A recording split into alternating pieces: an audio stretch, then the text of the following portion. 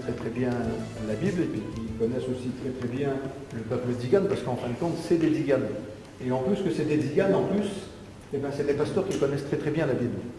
Donc avec Samuel, ça ne sera pas simplement qu'un monologue, on va essayer de... Hier, on lui a déjà posé pas mal de questions, à des choses qu'on ne comprenait pas. S'il y a quelque chose qu'on n'arrive pas à assimiler, quelque chose qu'on n'arrive pas à comprendre, pour pas qu'on reste bloqué sur une question qu'on n'arrive pas à comprendre, on va t'interpeller pour que tu nous donnes un petit peu plus d'explications. D'accord? Donc ça va être un dialogue. On pourra peut-être éventuellement aussi, avec la connaissance qu'on a, cette connaissance limitée par rapport à notre descendance, mais néanmoins, on pourra peut-être aussi, même nous, c'est-à-dire les plus anciens parmi nous, t'apporter peut-être même un petit peu d'eau à ton moulin. Est-ce que tu comprends? Donc, on va discuter, on va parler, mais j'aimerais dire surtout à vous, parce que je sais que, voilà, en mettant, vous allez mettre ça sur Internet tout de suite, en aucun cas, ce soir, on descend de la tribu de Siméon. Bien sûr. Vous comprenez ce que je veux dire? Il faut aussi comprendre que derrière tout cela aussi, nous, il faut qu'on analyse par le biais de nos anciens à nous, par la mission. Et ça sera la mission, parce que les anciens connaissent mieux que moi la parole de Dieu, ils connaissent mieux que moi notre identité, donc c'est qu'on descend véritablement. Alors avant de valider ou d'avoir une approbation positive sur ce que nous allons écouter ce soir, je tiens à vous dire quand même, c'est que le DVD va être remis entre les mains de la mission. Je parle du conseil de direction, je parle de nos anciens. Eux-mêmes vont écouter. Et puis après, certainement qu'ils vont prendre contact avec toi, Samuel. Ils vont discuter avec toi. Et puis après, bon, si eux y pensent que comme il l'a expliqué, je vais dire ces mots à lui, du béton armé ou de la dynamite, si vous voulez, cette dynamite-là va exploser au niveau de la mission. Béni soit Dieu. C'est la mission décidée. Donc on te laisse toute la place. Il n'y a pas de problème, et puis on te remercie pour cette conférence.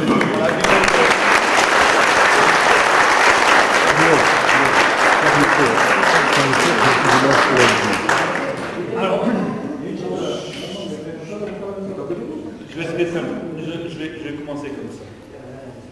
Moi, quand j'étais en France, à une époque, j'avais une amie tzigane qui m'a invité un jour à un décès dans sa famille.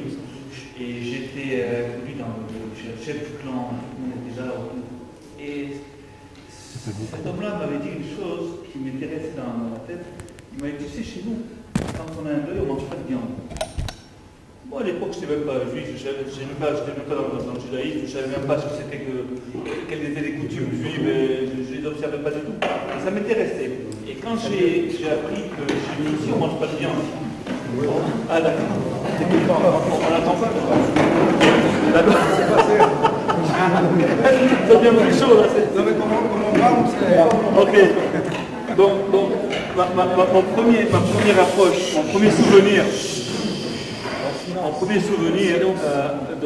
en France de ça, c'est que je me rappelle que chez les tziganes, chez les gitans que je connaissais à Montpellier, ils ne mangent pas, je ne sais pas si vous faites la même chose, mais eux ne mangeaient pas de viande un jour de deuil. Et ça, c'est une coutume juive. Chez nous, on ne mange pas de viande un jour de deuil. Donc, je ne sais pas si vous le faites encore, si certains d'entre vous le font. Mais ça m'a bien interpellé. Et par la suite, donc, je suis revenu en Israël. Et j'ai commencé à étudier la Torah, j'ai commencé à étudier les textes, à creuser un petit peu, à lire et à creuser. Je vois certaines choses et je fais certains recoupements. Et parmi les choses que je découvre, je découvre beaucoup de choses sur la tribu de Siméon. Rien à voir pour l'instant avec les tziganes. Je vois certaines choses sur Siméon, et tout d'un coup, je m'aperçois qu'il y a un lien entre la tribu de Siméon et des tziganes. Je vais vous le démontrer par la suite. Et je me suis dit, mais attends, les tziganes, c'est qui ces gens-là? C'est les gitans, moi je les connais, je les ai côtoyés un petit peu, mais... Et j'ai commencé à creuser. Et la première chose le premier élément qui m'est venu à l'esprit et qui m'a pour moi démontré que finalement il se peut que les gitans soient des juifs ou les tziganes soient des juifs, c'est très simple. C'est la Deuxième Guerre mondiale. Les nazis n'ont persécuté que deux types de personnes. Les juifs et les gitans. Toutes les races étaient super inférieures, les Noirs, les Arabes, mais ils ne les ont pas persécutés. Ils n'ont pas envoyé au four. Seulement les Juifs et les Gitans. Donc moi j'apprends de mes ennemis. On les connaît ces gars-là. Donc si ça change sur nous et sur les Tziganes, c'est évident pour moi qu'il y a quelque chose. Il doit y avoir un lien entre les Tziganes et nous. Et les nazis disaient également que les Tziganes étaient juifs. C'est écrit. Ils disaient que c'était sans mélanger avec les Juifs. Donc, pour moi, c'est un des premiers éléments de preuve qui me dit, attention, les Gitans, c'est peut-être des Juifs. Et venez, on va creuser. Et donc, maintenant, je reviens dans la Torah, et je commence à creuser. Et la première des choses que je vois, et ça va être un petit peu difficile à vous expliquer comme ça, c'est les origines du mot tzigane. D'où ça vient le mot tzigane, vous le savez? On ne sait pas trop, hein.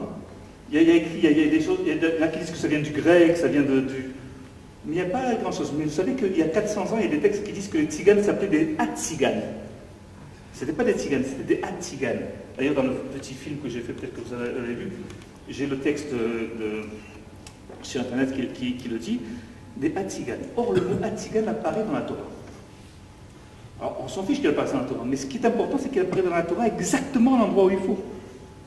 Alors ça, je vais vous le dire par la suite aussi. Donc, pour moi, pour démontrer que le peuple gitan, les tziganes, font partie du peuple juif ou sont à l'origine des juifs, alors comment on fait? Alors, il y a la première des choses que je voulais vous montrer, c'est ça.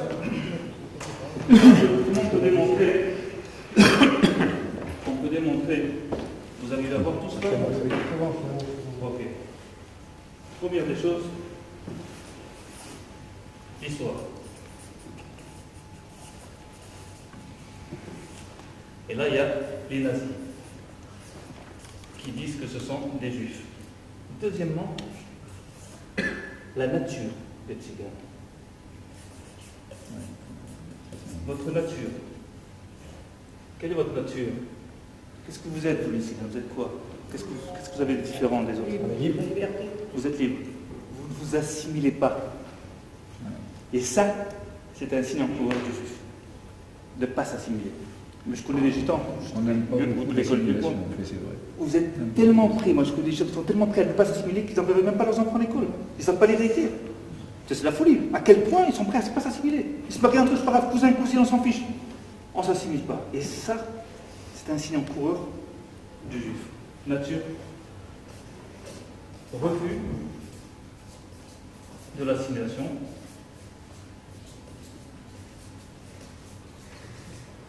Deuxième chose, vous n'êtes pas des sédentaires à la base. Vous êtes des voyageurs. Mais les juifs aussi.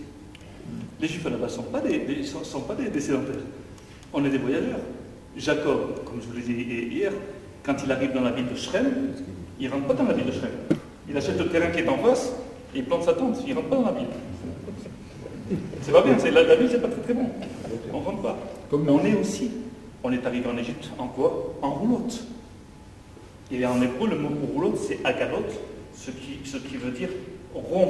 C'est-à-dire les roulottes à l'époque étaient rondes, pas carrées comme les chariots des ronds. C'est exactement comme ça. Donc, on est rentré en Égypte avec des agalotes. Yosef aussi avec des agalotes. Pour la caravane, ça aussi on peut le démontrer. Et quelque part, on est aussi à la base des gens du voyage, quelque part. On n'est pas des sédentaires. À partir du moment où vous êtes sédentaire, vous allez vous assimiler à la matière, vous allez prendre possession de quelque chose, vous allez prendre possession d'un terrain, d'une ville, et vous allez devenir plutôt matérialiste. Celui qui voyage, il est moins matérialiste, il est plus spirituel. Il ne s'attache à rien, il ne s'attache pas à la matière. Donc on est plutôt, nous, de ce côté-là, c'est-à-dire, on est des voyageurs comme nous. Et ça, ce sont juste des points de connaissance. La troisième chose, vos noms. Alors j'ai entendu dire qu'il y a des noms juifs. Ça, je ne connais pas trop, mais je sais que parmi les gens, il y en a qui s'appellent dans les noms des Manouches. Et Manouche, pour moi, ça provient clairement du nom de Ménaché. Ménaché en hébreu, c'est Manassé. Alors maintenant, quel rapport Siméon Manassé, je vais vous l'expliquer plus loin. Manassé, c'est en fait le petit-fils de Siméon, quand on comprenait sa lignée. Donc il y a les noms. Manassé. Et le mot Tzigan, qui est pour moi un nom hébreu. C'est de l'hébreu, c'est pas du grec. Et je vais vous dire qu'est-ce que ça veut dire. Les Tzigan, c'est un nom hébreu. Ça c'est 3. Quatrièmement, vos coutumes. Alors là par contre c'est là où je suis un peu le moins, comment dirais-je, spécialiste, parce que j'en ai quelques-unes de vos coutumes qui pointent vers des coutumes juives, mais je ne les ai pas toutes. Et ça diffère beaucoup. Alors, ne pas manger de la viande le jour de deuil, je ne sais pas si vous faites ça, je ne sais pas si vous ne faites pas ça, mais je sais qu'il y en a qui ont gardé cette coutume. Nos anciens le faisaient. Ouais, manger pas de viande. Est-ce que vous n'avez pas de coutume où vous déchirez vos vêtements? Cette coutume-là, Oui. les anciens la pratiquaient. Et là, vous ne la pratiquez plus. Par rapport au christianisme, par rapport au fait que vous êtes rentré dans le christianisme? Mais il y en a qui la pratiquent encore. Il y en a chez nous qui pratiquent. Encore plus. Quand vous ne déchirez pas la chemise à un moment donné, ça y se passe. Hein. J'avais vu que. Il y a une autre coutume qui est très importante que peut-être que vous ne faites pas, mais je sais que certains le font, c'est l'enlèvement de la mariée. Une fille qui est mariée, qui veut se marier, c'est le jeune marié l'enlève, je veux dire, pendant une quinzaine de jours, il l'enlève. Ça se fait toujours. Ça se fait toujours. Ah, ça se fait toujours. Et d'où vous savez ça, alors d'où ça vient ça? Génération en génération. Vous n'avez pas d'idée de d'où ça vient? Ça a toujours été fait chez nous. Et nous, on suit ce que fait les anciens. C'est ça, vous n'avez pas. Nous,